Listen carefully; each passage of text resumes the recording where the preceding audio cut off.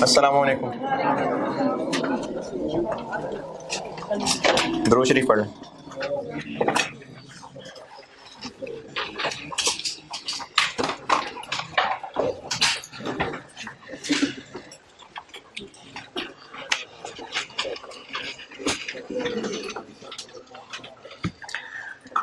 सवाल लिखिए। इस सवाल से ना मैं आपको ये सवाल आप समझे, मैं ये मार्जिन अब्जॉर्प्शन कॉस्टिंग का एक बिल्कुल बेसिक सा नॉर्मल सा सवाल करा रहा हूँ। इसे मैं आपको फॉर्मेट्स और जो बेसिक सी वर्किंग्स हैं वो सिखा रहा हूँ। इसके बाद फिर जब पास्ट पेपर्स पे जाएंगे फिर देखेंगे और क्या क्या वैरायटियाँ हो सकती हैं। एक बेसिक सा सवाल है।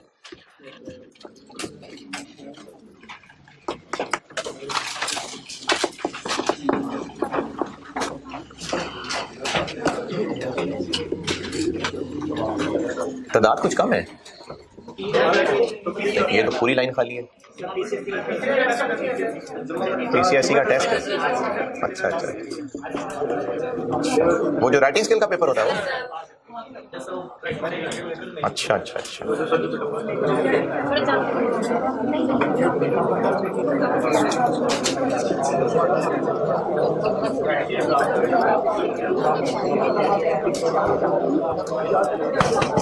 Following information relates to a business for its first 3 years। एक बिजनेस के पहले 3 साल की इंफॉर्मेशन बता रहा हूं। एक बिजनेस के पहले 3 साल की इंफॉर्मेशन दे रहा हूं।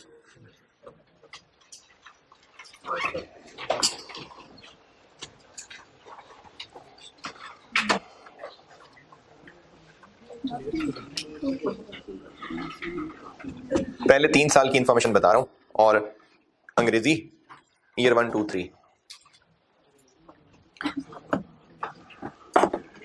Sale price per unit,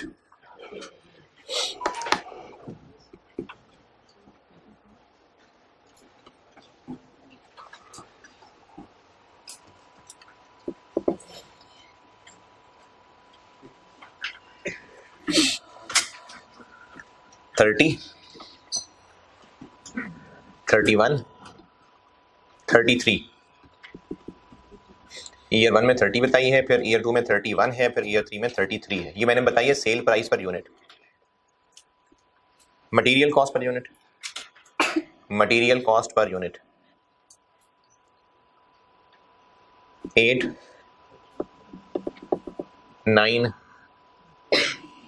10। Labour per unit, labour cost per unit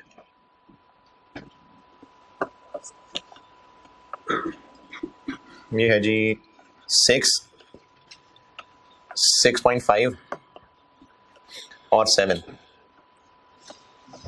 6, 6.5 और 7। Variable FOH per unit, variable FOH per unit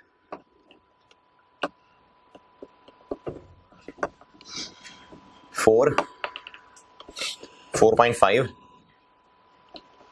और 5।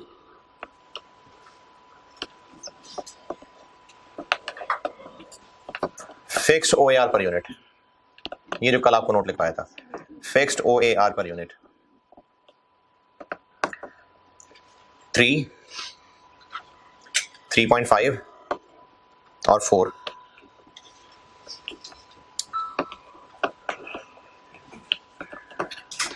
Variable selling cost per unit, variable selling cost per unit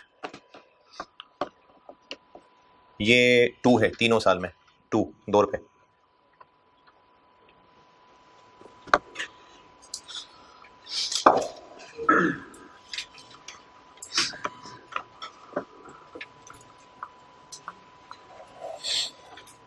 अच्छा जी,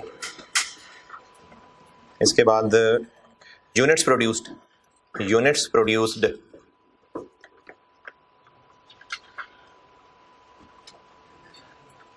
5,000,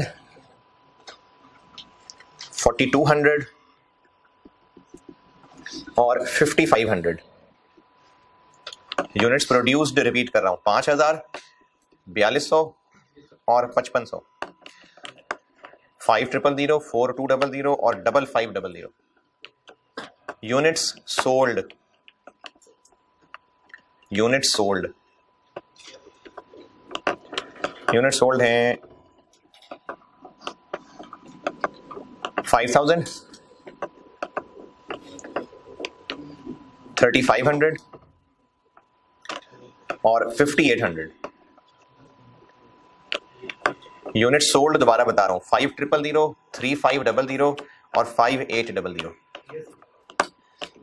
और लिख लें actual fixed FOH, actual fixed FOH year 1 में 14800 जी 14800, दूसरे में 16200 16200 और थर्ड 15500 15500। और admin and selling cost, fixed admin and selling cost, fixed admin and selling cost, fixed admin and selling cost 5000, 6000 और 7000। 5000, 6000 और 7000। चलें बस रिक्वायर्ड है मुझसे part A, income statement. Part A required है इनकम स्टेटमेंट, तीनों साल की इनकम स्टेटमेंट यूजिंग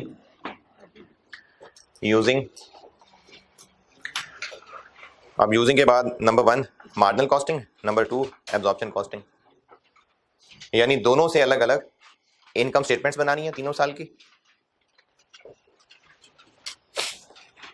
और रिक्वायरमेंट बी, तीनों साल की प्रॉफिट रिकंसिलिएशन बनानी है। तीनों साल की इनकम स्टेटमेंट बनानी है और तीनों साल की प्रॉफिट रिकंसिलिएशन बनानी है।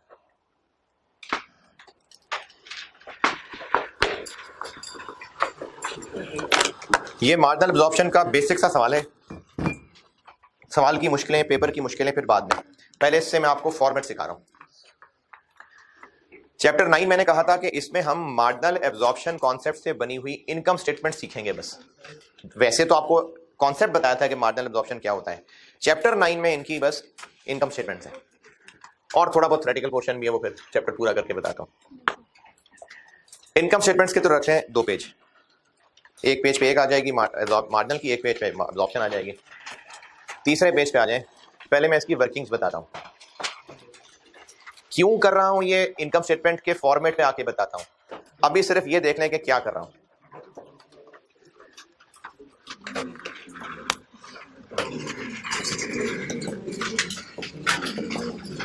एक नॉर्मल सवाल के अंदर ये 3 वर्किंग्स करनी पड़ रही होंगी, बाकी फिर वो सवालों की वैरायटी पे डिपेंड करता है कि इसके अलावा मजीद करनी पड़े या इनमें से भी कोई बच जाए। लेकिन एक नॉर्मल सवाल के अंदर ये 3 वर्किंग्स आपको करनी पड़ जाएंगी। एक, प्रोडक्ट कॉस्ट पर यूनिट निकालना, जो कि 3 साल है तो तीनों साल की अलग अलग आ जाएगी।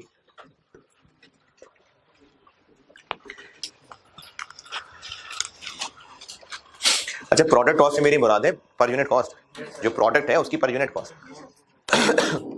चूंकि मार्जिनल का सवाल भी है और एब्जॉर्प्शन का सवाल भी है तो दोनों की हमें अलग अलग पर यूनिट चाहिए। मटेरियल जी 8, 9, 10, लेबर 6, 6.5 और 7, वेरिएबल एफओएच 4, 4.5, 5।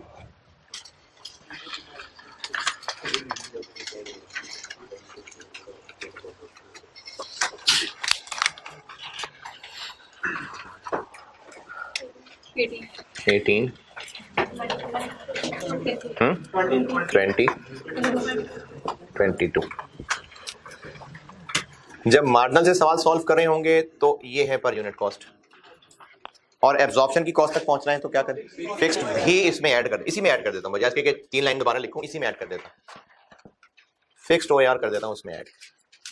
अच्छा, ये बात कल आपको बताई थी दोबारा, प्रोडक्ट की पर यूनिट कॉस्ट में फिक्स्ड OAR आना है, वरना तो आपको असल FOH भी बताए हुए हैं, लेकिन उनको पर यूनिट करके यहाँ नहीं लिखना, OAR यहाँ पर लिखना है। जी जी 3 पॉइंट जब हम प्रोडक्ट की कॉस्ट नॉर्मली कैलकुलेट कर रहे थे उसमें हम फिक्स या वेरिएबल दोनों अप्लाई कर रहे थे, लेकिन यहाँ पे इस चैप्टर में चूंकि मेनली फर्क आना है ना ये फिक्स्ड में, तो टिपिकली इसके सवालों में वेरिएबल का OAR भी नहीं दिया होगा, वरना बात आप ठीक है, वेरिएबल का OAR भी होता है, वो हम वेरिएंस वाले चैप्टर में पढ़ेंगे, इसको डिसीजन मेकिंग भी पढ़ेंगे, लेकिन इस चैप्टर के सवालों में मेन जो डिस्कशन जो फर्क होता है वो होता ही फिक्स्ड है। जी, बाकी अदरवाइज वेरिएबल OAR बिल्कुल होता है। 3.5 और 4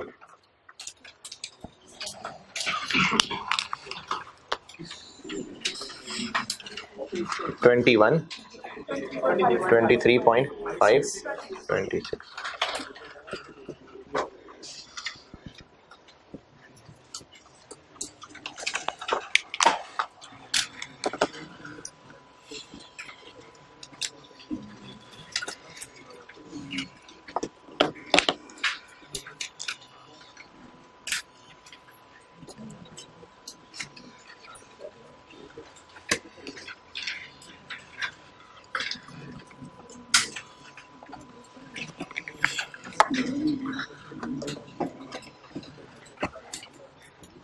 तो एक तो होगी ये वर्किंग,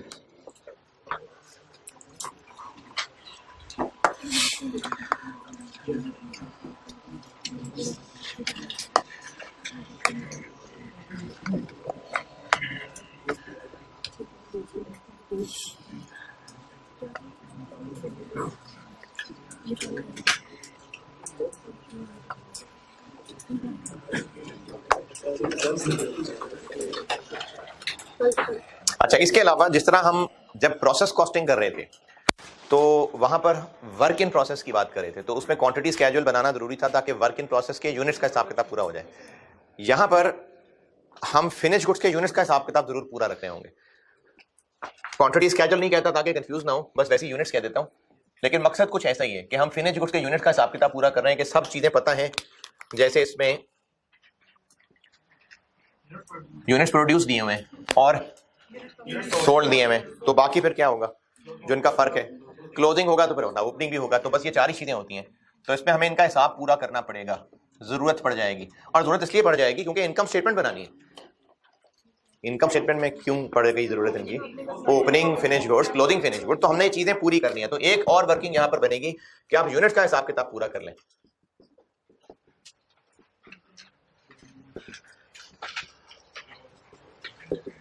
ये opening closing work in process नहीं लिख रहा, ये मैं फिनिश गुड्स का हिसाब पूरा करने की बात कर रहा हूं। पहले साल में चूंकि फर्स्ट 3 इयर्स हैं तो ओपनिंग तो 0 है, पहले साल में प्रोडक्शन कितनी, सेल कितनी, तो फिर क्लोजिंग कितना होगा 0, तो फिर ये 0 है तो फिर ये भी 0 है।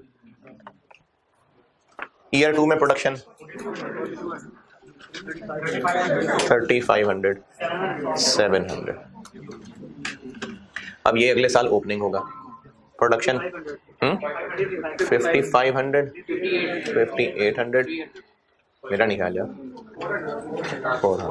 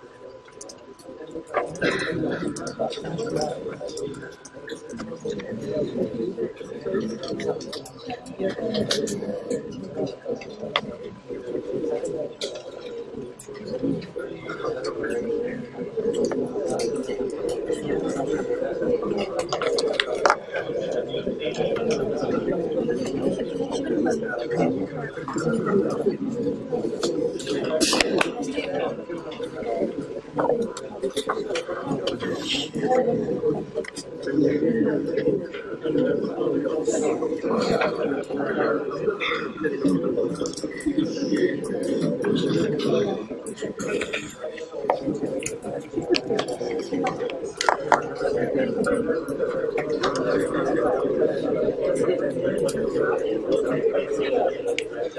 तक नोटेड? Yes sir. अच्छा, तीसरी वर्किंग जो अभी बस कर रहा हूं, अभी आपको उसका थोड़ी देर बाद जवाब देता हूं। अंडर या ओवर अप्लाइड फिक्स्ड ओवरहेड्स की।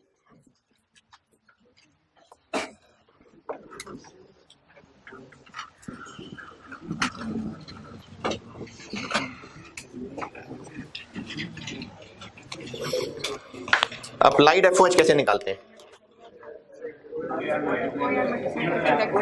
Applied fixed FOH OAR। तो OAR चूंकि रुपीस पर यूनिट है तो मल्टीप्लाई भी किससे करते हैं फिर? यूनिट्स। प्रोड्यूस के सोल्ड? प्रोड्यूस्ड। 3 रुपए इंटू 5000 15,000। 3.5 इंटू 4200 14,700। 4 इंटू 5500 22,000।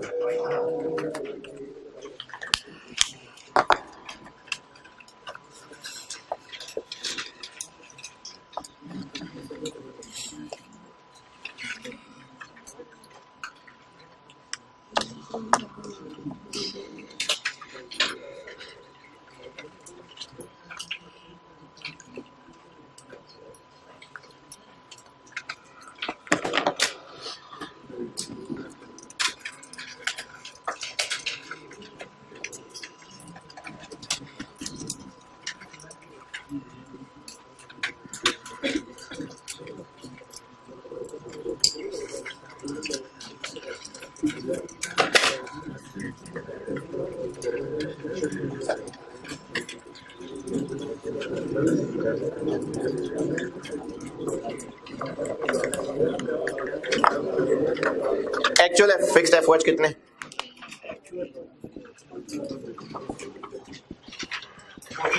$14,800, $16,200, $15,500।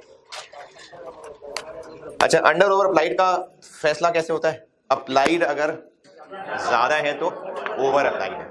तो आपने ऐसा करें, बेशक ये फार्मूला ही बना लें कि अप्लाइड में से आप करेंगे एक्चुअल माइनस, और आप इसका फिर फार्मूला भी ऐसे ही याद रखें कि ओवर और अंडर नेगेटिव।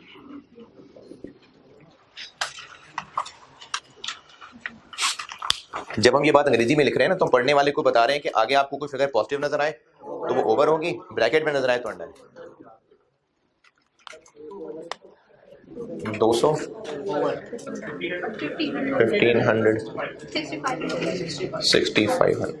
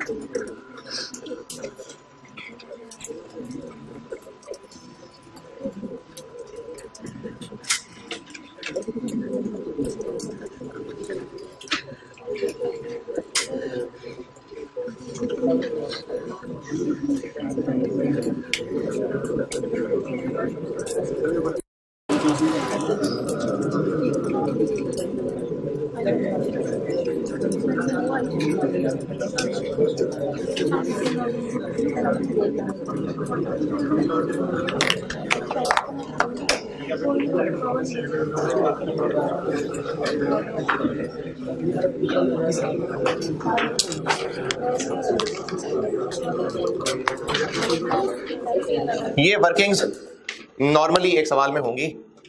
अब इनकम स्टेटमेंट पे आते हैं। पहले मार्जिनल से बनाता हूं।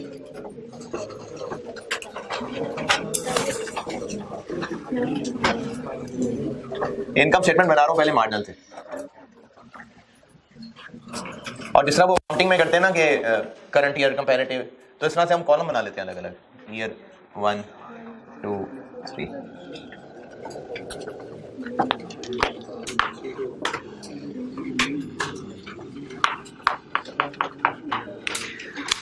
मार्जिनल की इनकम स्टेटमेंट का फॉर्मेट ये नई चीज है आपके लिए। इनकम स्टेटमेंट है इसलिए सेल्स तो है और पेपर मार्क करने वाले को हम बता देते हैं कि हम ये करने लगे हैं, जो यूनिट तुम बता चुके हो वो इनटू प्राइस भी तुमने बताई हुई है।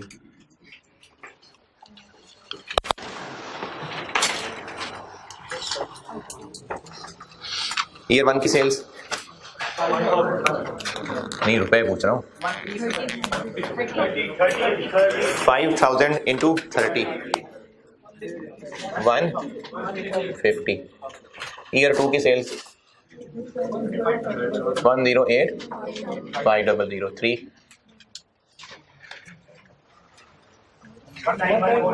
191 400।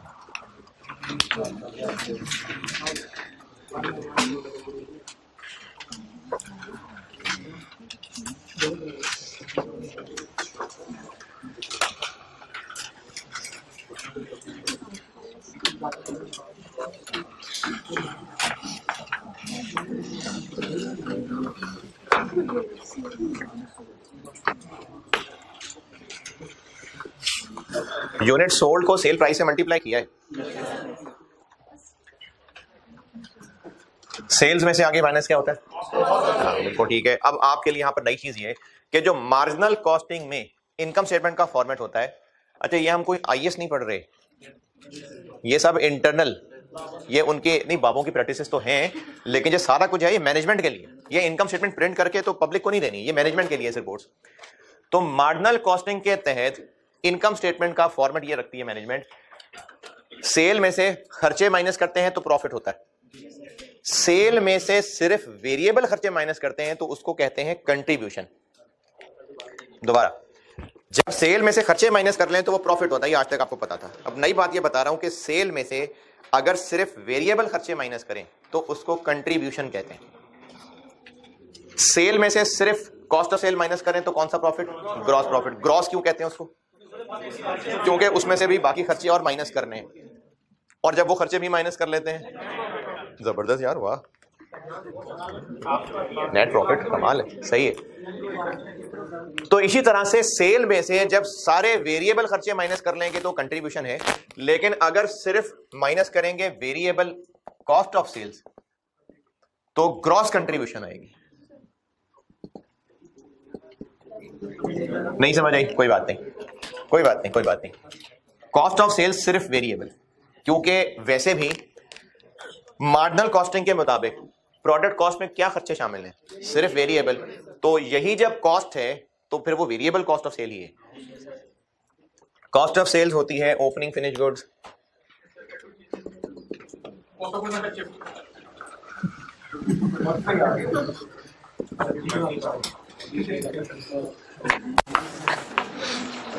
और तीनों के लिए ही चूंकि यूनिट्स भी अवेलेबल हैं, पर यूनिट कॉस्ट भी अवेलेबल है, तो हम पेपर मार्कर को बस इतना कह देते हैं कि हम कर लेते हैं यूनिट्स, ये देख लो जाके वर्किंग 2 में, और उसको मल्टीप्लाई कर देते हैं कॉस्ट से, ये देख लो जाके वर्किंग 1 में। है जी? नहीं कोई बात नहीं यार, यूनिट्स वहां लिखे हुए सारे और प्रोडक्ट कॉस्ट पर यूनिट वो भी लिखी हुई है। पहले कॉस्ट ऑफ गुड्स मैन्युफैक्चर्ड बताता हूं।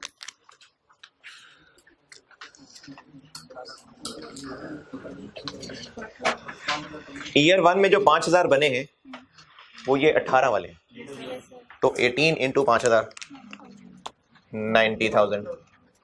इसी तरह ईयर 2 में जो 4200 बने हैं ये 20 वाले हैं। मार्जिनल कर रहा हूं तो इसलिए हम ये लाइन ले रहे हैं, कितने?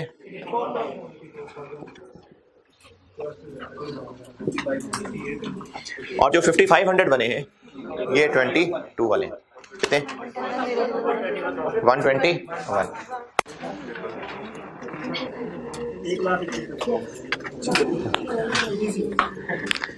पहले साल का कोई ओपनिंग नहीं है, कोई क्लोजिंग नहीं है, तो फिर इसका ओपनिंग भी नहीं है। अच्छा हाँ सॉरी, एक लाइन लिख लें सवाल में, एक लाइन लिख लें, FIFO मेथड है इन्वेंट्री का। FIFO मेथड फॉलो होता है।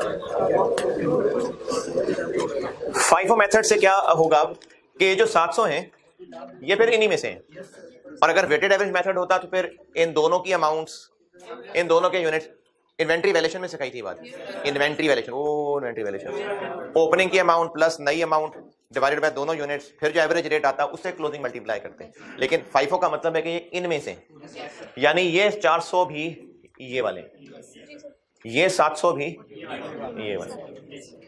तो क्लोजिंग स्टॉक ईयर 2 का 700 इंटू 20 14,000, और ये इधर ओपनिंग हो गया। FIFO मेथड है ना, तो क्लोजिंग ये इनमें से है, इसलिए फिर जो इस साल का रेट है ये उन्हीं क्लोजिंग का यही वाले में से बचे हुए।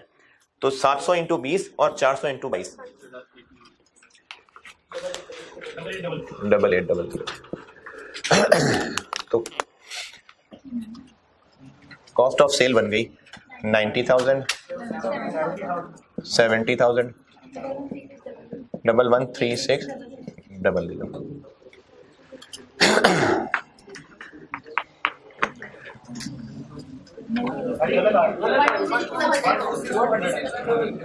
वन टू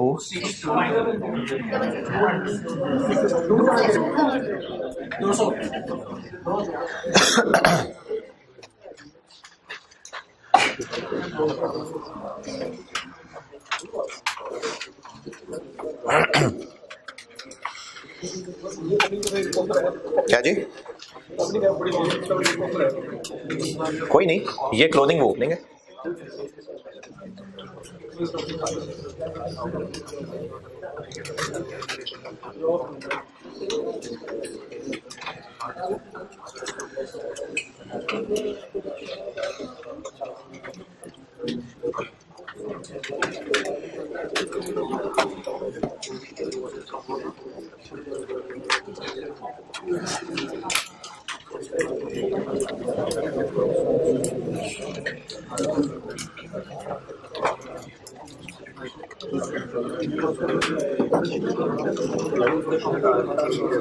अच्छा, मैं कह ये रहा था कि सेल्स में से कॉस्ट ऑफ सेल्स माइनस करते हैं तो ग्रॉस प्रॉफिट आता है, लेकिन सेल्स में से जब variable cost of sale minus करेंगे तो ग्रॉस कंट्रीब्यूशन आएगा।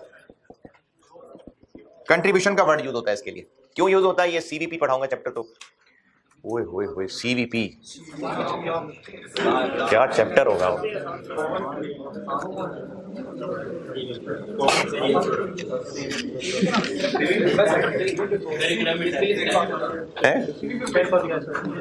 सीवीपी होता है cost volume profit, volume profit.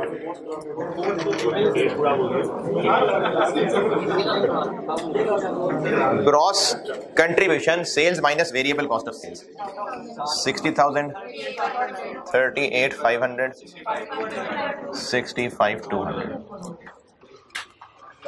Gross profit से एडमिन सेलिंग माइनस करते हैं तो नेट प्रॉफिट आ जाता है। ग्रॉस कंट्रीब्यूशन से नेट कंट्रीब्यूशन तक कैसे पहुंचूं? कौन से एडमिन सेलिंग? वेरिएबल वाले, वेरिएबल वाले, वेरिएबल सेलिंग एक्सपेंसेस। वो आपको ऊपर टेबल में दिया था, 2 रुपए इंटू यूनिट्स कौन से, 2 रुपए बताई हुई है मैंने, इंटू यूनिट्स कौन से, सोल्ड, क्योंकि सेलिंग कॉस्ट की बात हो रही है। सेलिंग एक्सपेंसेस का ताल्लुक यूनिट सेल करने से। 2 रुपए इंटू ये 10,000, 7,000, 11,600।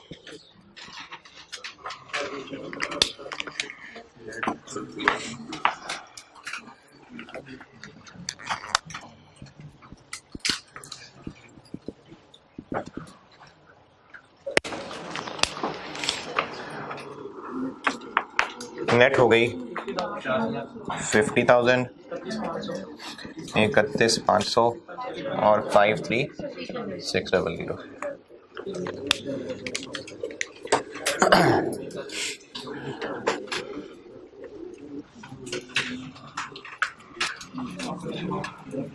जी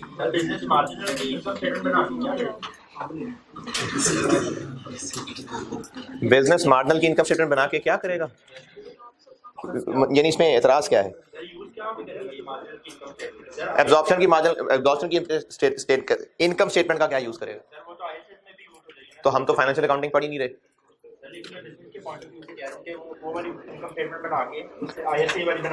नहीं, जरूरी नहीं है।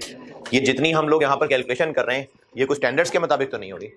तो एब्जॉर्प्शन के मुताबिक बनी हुई इनकम स्टेटमेंट जरूरी तो नहीं कि टैली करे फाइनेंशियल स्टेटमेंट्स वाली इनकम स्टेटमेंट। हो सकता है इंटरनली हमने कोई और ही वक्री टाइप का डेप्रिसिएशन मेथड रखा हो, और होता भी है। इंटरनली हो सकता है हमने खुद से फैसला कर लिया हो कि फलाने खर्चे को हम एक साल में एक्सपेंस नहीं बनाया करेंगे, ओवर 4 ईयर्स फैला दिया करेंगे, मैनेजमेंट की मर्जी, तो आईएएस तो नहीं अलाउ करेगा इस तरह से। तो ये तो सारा कुछ इंटरनल है, ये मैनेजमेंट ने बस रिजल्ट्स देखने हैं। कंट्रीब्यूशन और प्रॉफिट में किस चीज का फर्क है? फिक्स्ड का। तो कंट्रीब्यूशन से प्रॉफिट तक पहुंचना हो तो फिक्स्ड माइनस कर दें, तो इसमें से माइनस कर देते हैं फिक्स्ड। और चूंकि इस वक्त हम नेट कंट्रीब्यूशन की बात कर रहे हैं तो माइनस करके नेट प्रॉफिट तक ही पहुंचेंगे, तो जो भी फिक्स्ड है सब माइनस कर देंगे। तो इनमें से एक एफओएच है जो फिक्स्ड है और एक एडमिन सेलिंग है जो फिक्स्ड है जी। क्या कहां पर?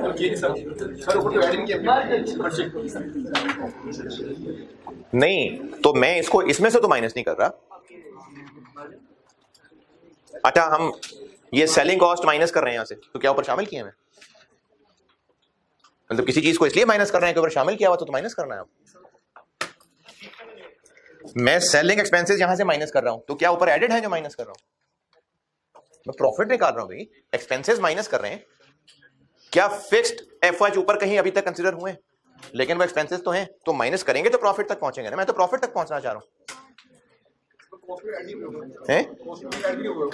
तो कॉस्ट में नहीं थे ना? क्यों? मार्जिनल कॉस्टिंग पढ़ रहे हैं हम मार्जिनल कॉस्टिंग की इनकम स्टेटमेंट बना रहे हैं। कॉस्ट ऑफ सेल्स यानी जो गुड्स बिकी उनकी कॉस्ट क्या थी? कॉस्ट ऑफ सेल्स क्या होती है भाई? जो गुड्स बेची है उनकी कॉस्ट क्या थी, मतलब प्रोडक्ट कॉस्ट क्या थी।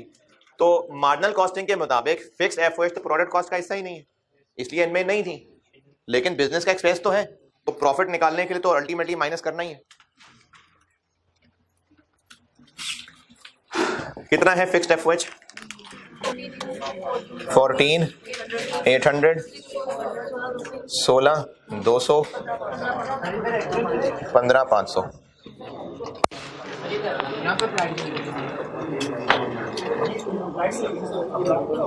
यहां पर मैंने एक्चुअल क्यों यूज कर लिया, अप्लाइड क्यों नहीं यूज किया?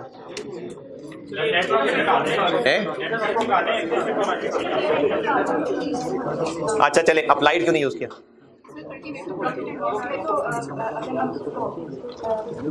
अगर हम अप्लाइड को कॉस्ट में ऐड करते तभी हम जो उसका ओवर या अंडर अप्लाइड होते हैं उसको प्रॉफिट एंड नहीं, तब जब अगर ना भी करें तो अप्लाइड यहाँ क्यों नहीं यहाँ कहीं इस्तेमाल हुआ? क्योंकि मार्जिनल कॉस्टिंग करते हुए कहीं पर फिक्स्ड ओएआर ही नहीं है। ये मार्जिनल कॉस्टिंग बस ये है, फिक्स्ड ओएआर है कहीं यहाँ, तो फिर अप्लाई किसको करना है? मार्जिनल कॉस्टिंग बस यहां तक है, तो उधर तो फिक्स्ड ओएआर जब है ही नहीं तो फिर अप्लाई किसको करना है? तो मार्जिनल कॉस्टिंग का फिक्स्ड अप्लाइड से कोई ताल्लुक ही नहीं। Applied fixed overheads marginal costing का कॉन्सेप्ट ही नहीं है। क्यों नहीं है? क्योंकि कहीं इधर फिक्स्ड OAR नहीं, अप्लाइड फिक्स्ड FOH का मार्जिनल कॉस्टिंग में कोई अमल दखल नहीं होता। अप्लाइड फिक्स्ड FOH का मार्जिनल कॉस्टिंग से कोई ताल्लुक नहीं है।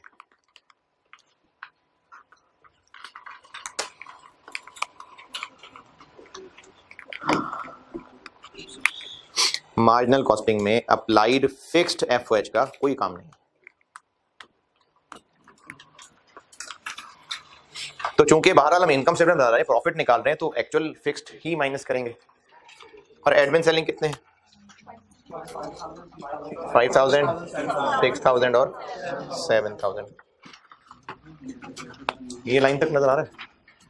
अच्छा, इससे अगली लाइन अगर नजर नहीं भी आ रही तो मैं आखिरी लाइन में बस नेट प्रॉफिट लिखने लगा। तो नजर नहीं आ रहा तो प्री कैलकुलेट कर लें।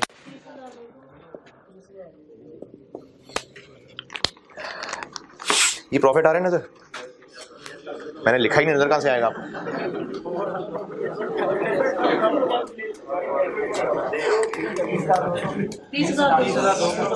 तीस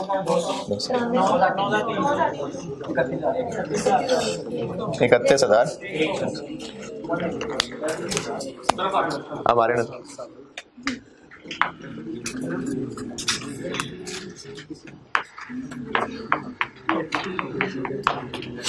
तो मार्जिनल कॉस्टिंग की इनकम स्टेटमेंट में फर्क, नया काम यह है कि इसमें जीपी नहीं है, ग्रॉस कंट्रीब्यूशन।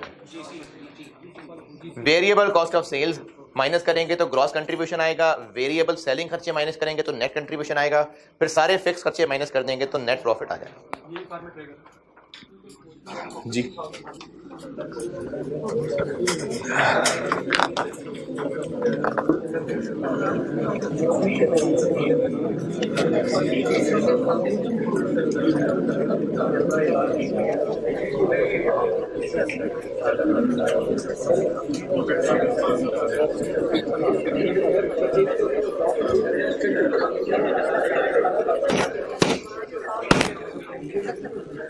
ये मार्जिनल एब्जॉर्प्शन में, ये ट्रेडिंग बिजनेस का कॉन्सेप्ट ही नहीं है ना मार्जिनल एब्जॉर्प्शन। ये जो मार्जिनल कॉस्टिंग और एब्जॉर्प्शन कॉस्टिंग है, ये ट्रेडिंग बिजनेस का कॉन्सेप्ट नहीं है। ट्रेडिंग बिजनेस में थोड़ी फिक्स्ड ओवरहेड्स और वेरिएबल ओवरहेड्स होंगे, ये तो मैन्युफैक्चरिंग बिजनेस का कॉन्सेप्ट है।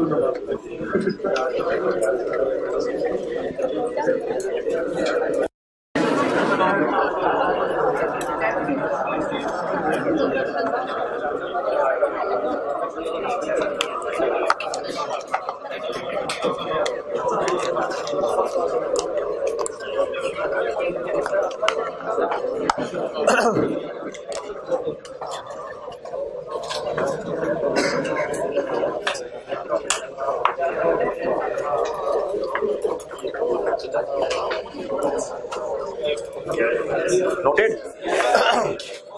करें करें करें।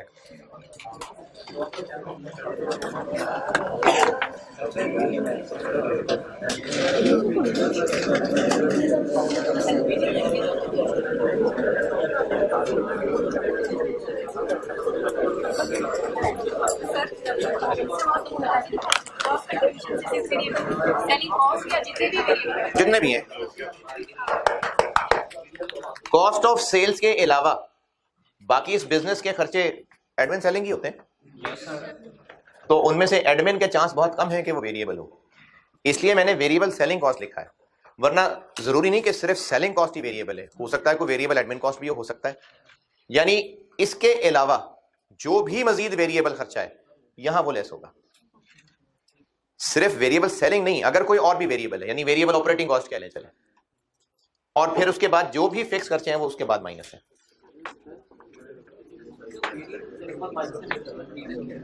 ग्रॉस से नेट तक पहुंचना, वही बता रहा हूं ना कि ग्रॉस कंट्रीब्यूशन से नेट कंट्रीब्यूशन तक पहुंचना, ये रीजन है। है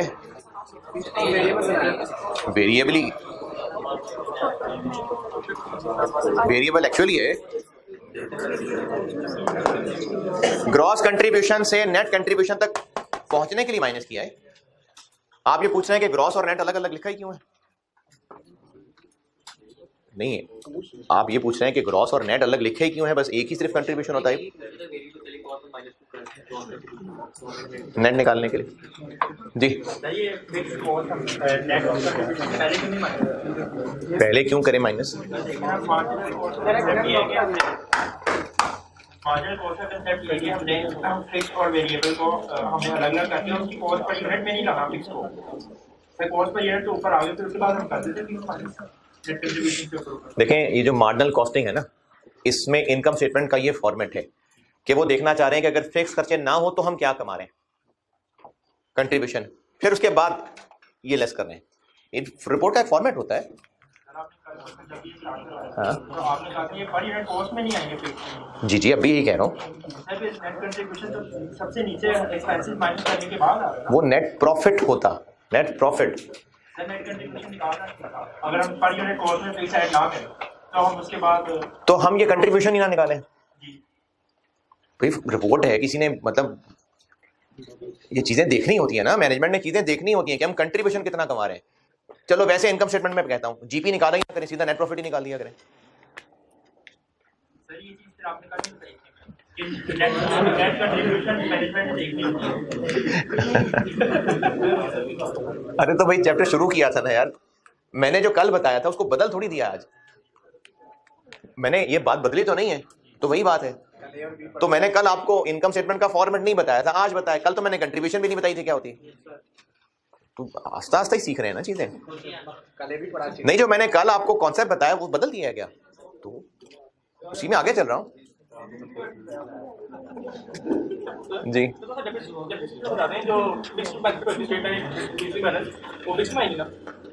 आर मेथड यूनिट्स मेथड वाली वेरिएबल होती है और स्ट्रेट और रिड्यूसिंग बैलेंस फिक्स्ड होती है।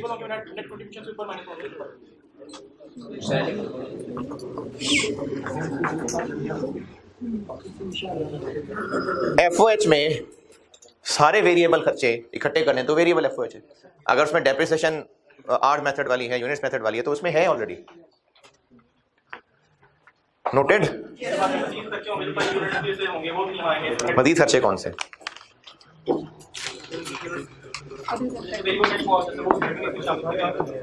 क्योंकि वो फैक्ट्री की कॉस्ट नहीं है, वो प्रोडक्शन की कॉस्ट नहीं है।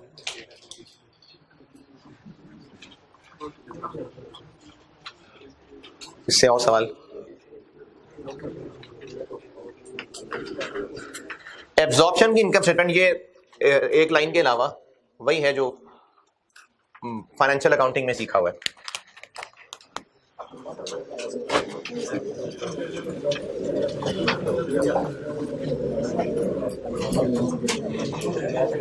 एब्जॉर्प्शन कॉस्टिंग वालों ने जो इनकम स्टेटमेंट बनानी होती है वो ये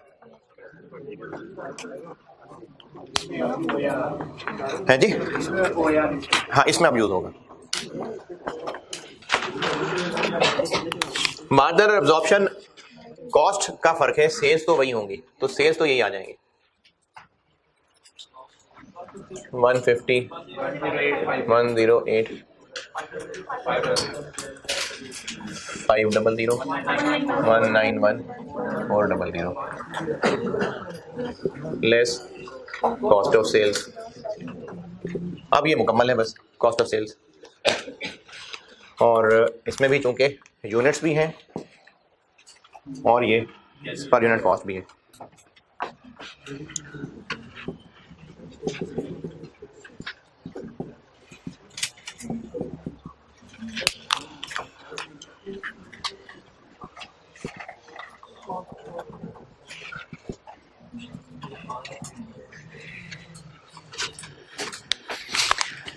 अब इस 5000 को किससे मल्टीप्लाई करूं?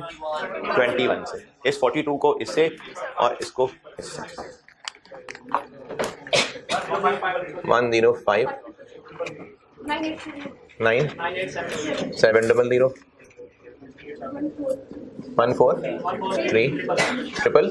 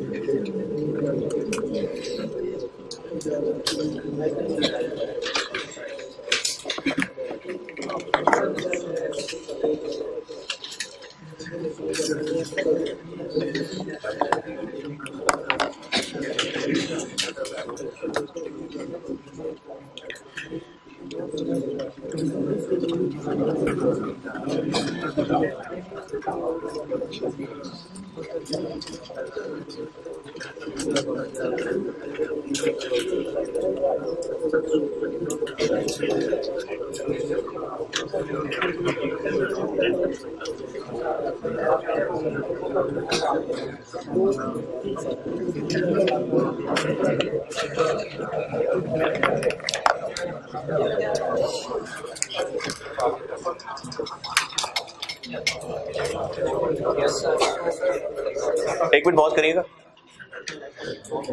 10 और ये इधर ओपनिंग बन गया।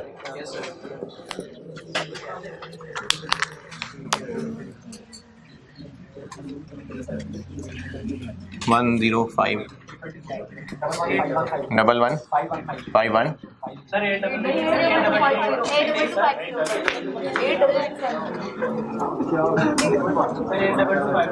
2 2 5 0 1 4 9 0 5 0 और ये ग्रॉस प्रॉफिट है 45,000 26 250 42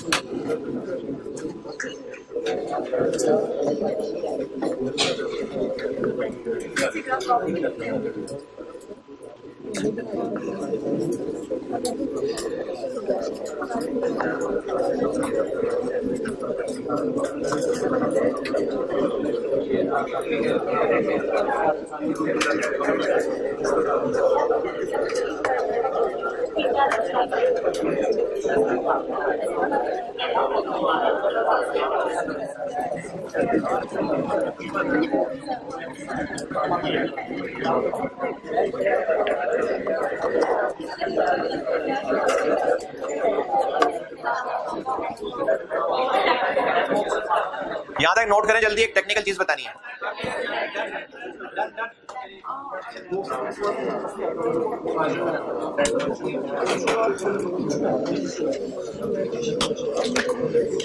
इन वर्किंग्स में से इसका और इसका रीजन बता दिया, इस्तेमाल भी हो गया। अब ये सिखाने लगा। नोटेड। ये 105,000 कैसे कैलकुलेट हुआ है? 5,000 इंटू 21। इस पे कोई एतराज इख्तलाफ? अगर ऐसे करें कि 5,000 इंटू 8, 5,000 इंटू 6, 5,000 इंटू 4 और 5,000 इंटू 3 करें और फिर उनको सम करें, कमाल है, जबरदस्त, शाबाश यार, जबरदस्त। ये 105, सिंपल बात है ना, देखें आसान सी है कॉस्ट काउंटिंग। 105,000 5,000 को इससे मल्टीप्लाई करके निकला। मैंने सिर्फ इतना सा कहा है कि अगर हम 5,000 यूनिट्स को इससे अलग मल्टीप्लाई कर लें, इससे अलग कर लें, इससे अलग कर लें, इससे अलग कर लें, तो भी ऐड करके 105 ही आएगा। ये तीनों चीजें तो एक्चुअल ही हैं, लेकिन ये OAR है। और जब हम 5,000 यूनिट्स को इनसे मल्टीप्लाई कर रहे हैं, इनफैक्ट इससे मल्टीप्लाई कर रहे हैं, तो जो 105,000 आंसर आ रहा है, इसके अंदर इस कंपोनेंट के अगेंस्ट ये शामिल हो गया है कि ये 15,000। चूंकि इस 21 में 3 है, तो जब 5,000 को इससे मल्टीप्लाई करते हैं तो वो 15,000 आ जाता है। जबकि हम बना रहे हैं साल के एंड पे असल इनकम स्टेटमेंट, तो वो इतनी कॉस्ट माइनस होनी चाहिए थी। अभी इस वक्त 15,000 है। कितनी ज्यादा? 200। इसमें 200 ज्यादा है। अगर एक्चुअल तक ले जाना है तो उस 200 को एडजस्ट करना पड़ेगा। इसमें 200 ज्यादा है, इस वजह से कॉस्ट ऑफ सेल ज्यादा आ रही है, इस वजह से जीपी कम आ रहा है। अगर जीपी को सही करना है तो 200 ऐड कर दें।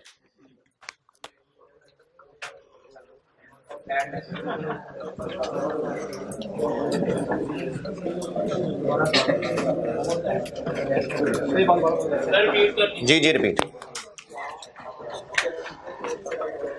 कहाँ से रिपीट? शुरू से।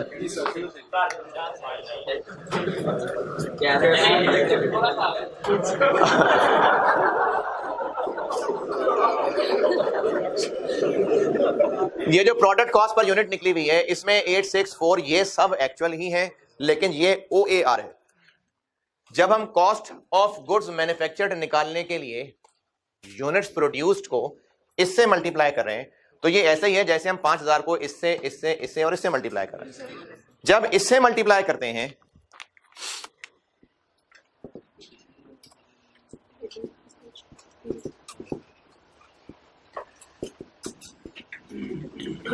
अगर 5000 को इन सबसे अलग अलग मल्टीप्लाई करके यहां लिखता जाऊं और सम करूं तो भी 105 ही आएगा। इससे मल्टीप्लाई करूंगा तो 15000 आ जाएगा। यानी 105,000 में फिक्स्ड ओवरहेड्स के नाम पे 15000 शामिल है, जबकि असल में फिक्स्ड ओवरहेड्स कितने हैं? तो कॉस्ट ऑफ गुड्स मैन्युफैक्चर्ड में ज्यादा आ गया। अब इसके ज्यादा आने की वजह से जीपी कम आ गया। सही जीपी तक पहुंचाना है तो 200 ऐड करना पड़ेगा। ये सही जीपी है।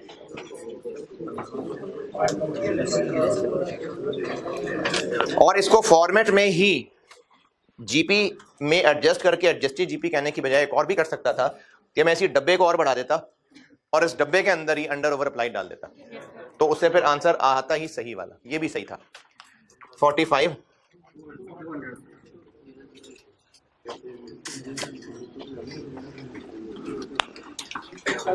और इसी तरह से ईयर 2 में क्या हुआ है? कम शामिल हुआ है। कम आया हुआ है तो कॉस्ट ऑफ गुड्स मैन्युफैक्चर्ड कम आई हुई है। कॉस्ट ऑफ गुड्स मैन्युफैक्चर्ड कम आई है तो जीपी ज्यादा आया हुआ है। ठीक करना है तो 1500। ये तो हो गया कॉन्सेप्ट। अब करना क्या है? यही लाइन वहां छाप दें।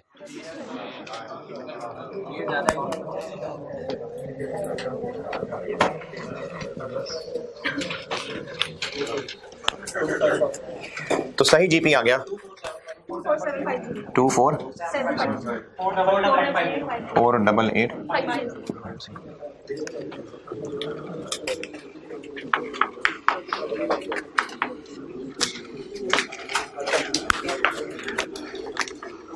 और जीपी से नेट प्रॉफिट जाने तक एडमिन सेलिंग माइनस कर देते हैं।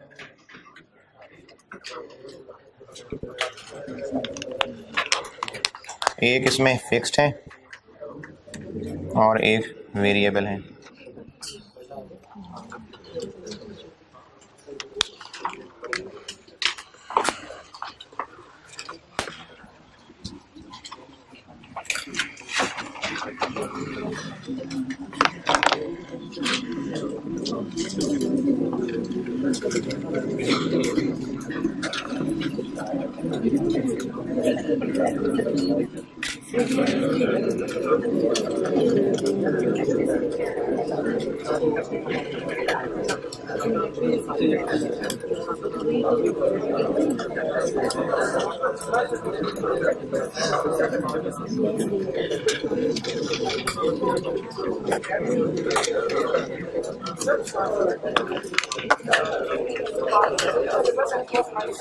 जी जी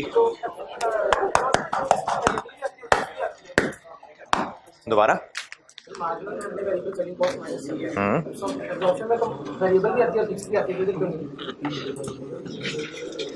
बस फिक्स्ड और वेरिएबल लिख दिया मैंने। वेरिएबल पहले लिख लें, फिक्स बाद में लिख लें। फिक्स्ड 5000, 6000 और 7000।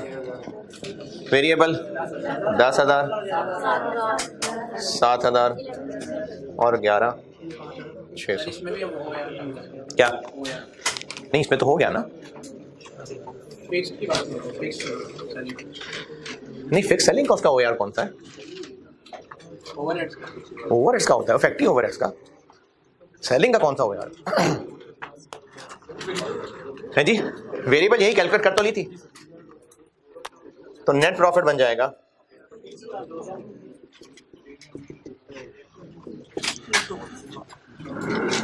जी 30 200, 11, 750, 30, 200,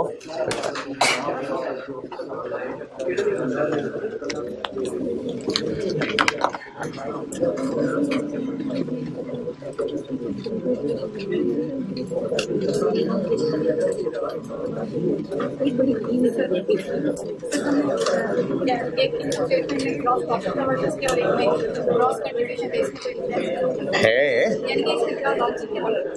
लॉजिक ये है, ग्रॉस प्रॉफिट और ग्रॉस कंट्रीब्यूशन ये दो अलग अलग क्यों चीजें हैं या एक ही चीज है? उसमें से हमने सिर्फ वेरिएबल प्रोडक्शन कॉस्ट माइनस की हुई है, इसमें से फिक्स्ड भी कर ली हुई है। ये फर्क है दोनों में।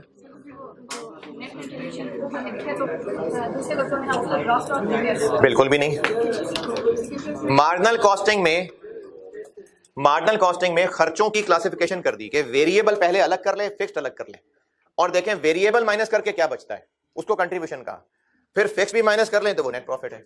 ये मार्जिनल कॉस्टिंग की इनकम स्टेटमेंट का मकसद ये है कि देखना चाह रहे हैं कि अगर सिर्फ वेरिएबल खर्चे होते तो क्या होता, लेकिन चूंकि फिक्स भी हैं तो इसलिए प्रॉफिट ये है। और एब्जॉर्प्शन फिक्स्ड वेरिएबल में फर्क क्लासिफाई करने का, यानी अलग अलग प्रेजेंट करने का फर्क नहीं करना चाह रहा।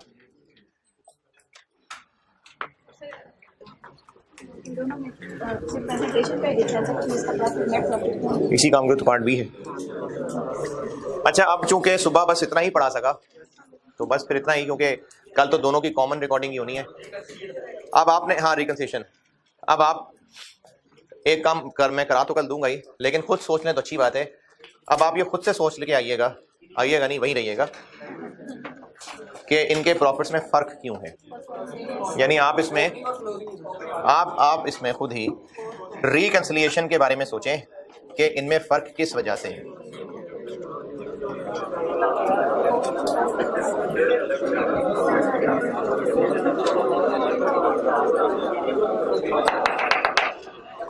चले ठीक है, अल्लाह हाफिज़।